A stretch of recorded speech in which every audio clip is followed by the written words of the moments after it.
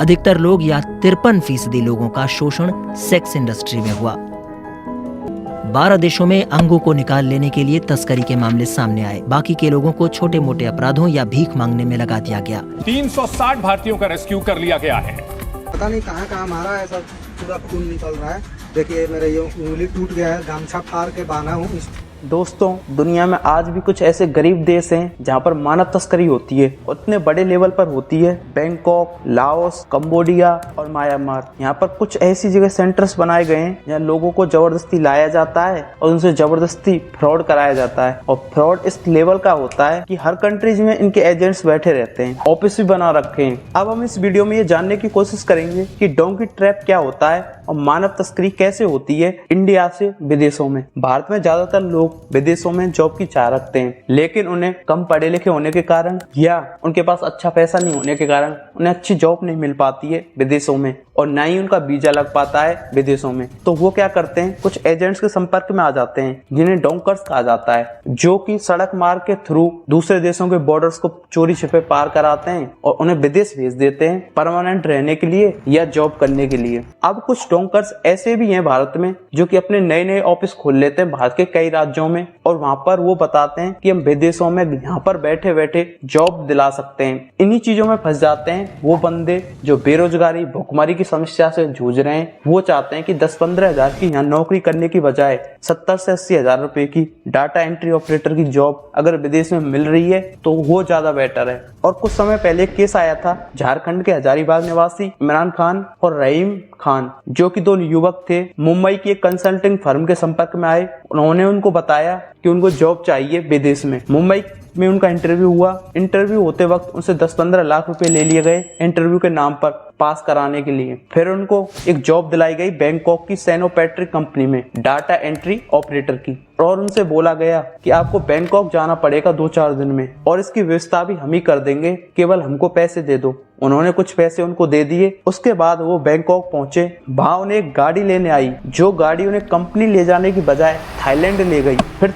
दूसरी कार आई जो उन्हें कंबोडिया ले गई, और फिर उन्हें एहसास हुआ कि उन्हें जॉब दिलाने के नाम पर कहीं बेच दिया गया है बंधुआ मजदूरी करने के लिए, और उनके साथ एक बहुत बड़ा स्कैम हुआ है। कुछ टाइम तक तो उन्होंने ये काम वहां पर किया अच्छे से, लेकिन जैसे ही उनके चुंगल से बाहर निकले और मुंबई पहुंचकर उन्होंने केस दर्ज कराया कि उनके साथ एक बहुत बड़ा फ्रॉड हुआ है इस तरह, तब जाकर भारतीय एजेंसियों को पता चला कि इतना बड़ा फ्रॉड हो रहा है देश में। यह एक पहला केस नहीं है, ऐसे बहुत सारे केस इंडिया में रोज घटित होते हैं। समय पहले तो एक ऐसी वीडियो आई थी कि एक बंदे को तीसरी मंजिल से फेंक दिया गया था नीचे। और कुछ लोगों की तो मानव तस्करी इस तरह होती है कि उनको अंग को निकालकर बेच दिया जाता है। जब वो काम नहीं करते तो वहां पर उनको बैठाया जाता है और उनसे कहा जाता है कि आप फ्रॉड करो। पूरा डाटा उनको प्रोवाइड कराया जाता है एक ऑफिस की तरह, और एक ही व्यक्ति 10-10, 15-15 मोबाइल्स को कंट्रोल करता है। वहां पर टेलीग्राम, व्हाट्सएप, बहुत सारी चीजें इन्वॉल्व करता है उन चीजों में, और उनके अकाउंट्स को साफ कर देते हैं, और एक बहुत बड़े नेटवर्क के थ्रू होता है। अब इस वीडियो में हम इस चीज को पूरे विस्तार से समझने की कोशिश करेंगे कि सारे रैकेट्स को कैसे चलाया जाता है, कैसे इंडिया में जॉब के नाम पर फ्रॉड हो रहा है। रवि नाम का एक बंदा था जो इंडिया में रहता था और ऐसी कंसल्टिंग फर्म के चक्कर में फंस गया, और विदेश में जॉब करने के नाम पर उसको लाओस ले जाया गया।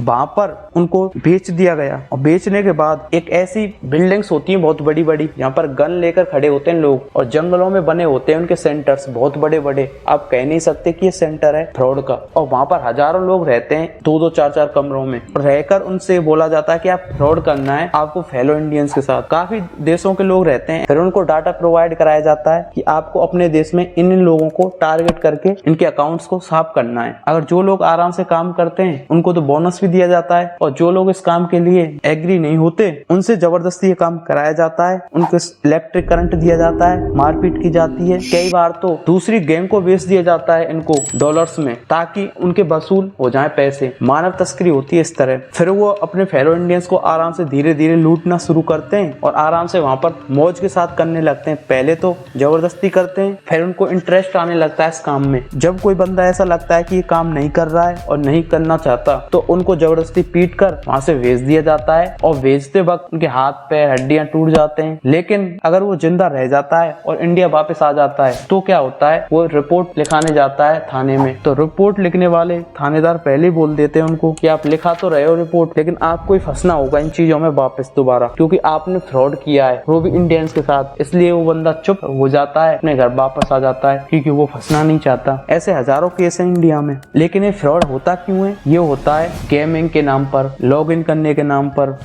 भारत के ज्यादातर लोग साउथ इंडिया के होते हैं जो इस कांड में फंसते हैं, और ऑनलाइन इंटरव्यू कराने के बाद इनसे बोला जाता है कि आपको इस देश में जॉब मिली है और आपको 2 या 3 दिन में वहां पर पहुंचना होगा, हमको कुछ पैसे दे दो, हम ही इसकी व्यवस्था कर देंगे आपको पहुंचाने की। तो लोग 10-15 लाख रुपए दे देते हैं उनको, क्योंकि उनको तो जॉब चाहिए विदेशों में। उनको मणिपुर ले जाया जाता है, मणिपुर से म्यांमार के रास्ते थाईलैंड में प्रवेश कराया जाता है, और वहां से 2-3 दिन का रास्ता होता है कंबोडिया बॉर्डर। कंबोडिया बॉर्डर से एक फर्जी टूरिस्ट वीजा बनवाकर इन्हें वियतनाम में प्रवेश कराया जाता है, और वियतनाम में प्रवेश करने के बाद और लाओस के एक जगह होती है गोल्डन ट्रायंगल, वहां पर बंधुआ मजदूर के तौर पर उनको बेच दिया जाता है। और ये एक रैकेट है कि बड़े लेवल पर काम कर रहा है, और ऐसी जगह पर बेचा जाता है जो कि जंगलों में बड़ी बड़ी बिल्डिंग्स बनी हुई हैं। एक बहुत बड़ा नेटवर्क कार्य कर रहा है, वहां पे हजारों कंप्यूटर्स लगे हुए हैं जिनमें ऑनलाइन फ्रॉडिंग का काम होता है, और इनसे जबरदस्ती कराया जाता है वो। और जो बंदा इस काम को नहीं करता है,